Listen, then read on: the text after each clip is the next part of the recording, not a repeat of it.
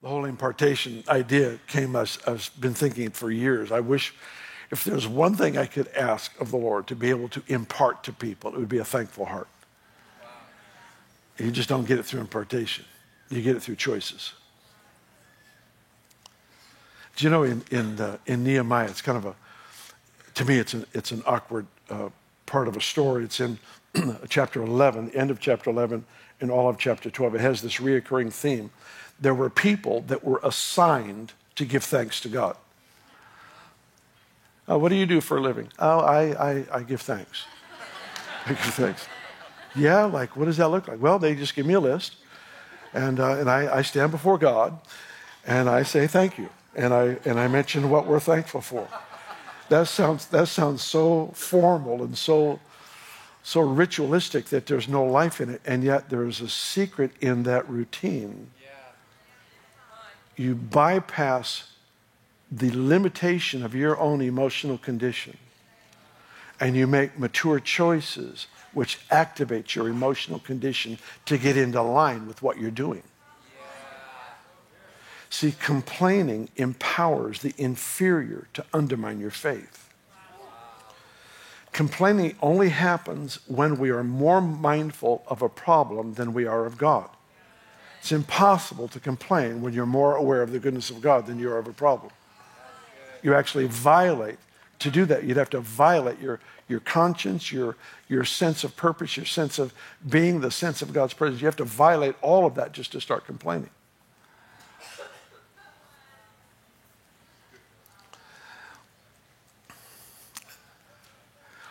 I'm glad I've never done that.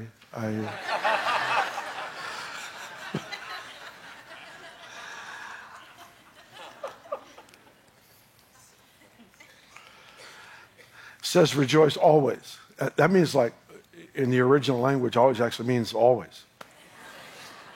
Just always. Just no matter what happened, choose joy. Well, I don't feel like it. That's why it's a choice. Do you think he would have to command it if we did it naturally? Yeah, that's good. The only reason it's a command is because here's a chance for you to flex a muscle. You said you want to grow.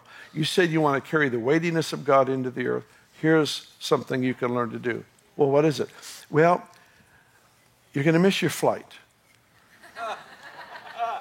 No, not that. Not that. Here, I'm taking you deep into my personal life. When I miss a flight, I come up to the gate.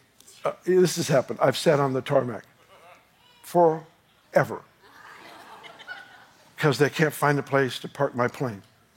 And I look at my clock, I go, my other flight's boarding right now. Boy, am I thankful. Boy, am I feeling rejoicing right now.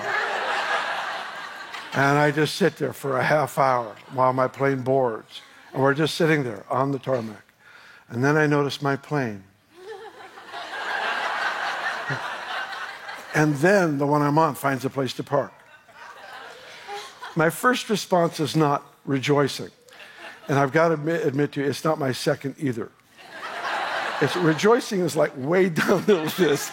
I've got to experience a few other things first. I've got to explore the emotional tundra before I end up in rejoicing when that happens to me. Ugh.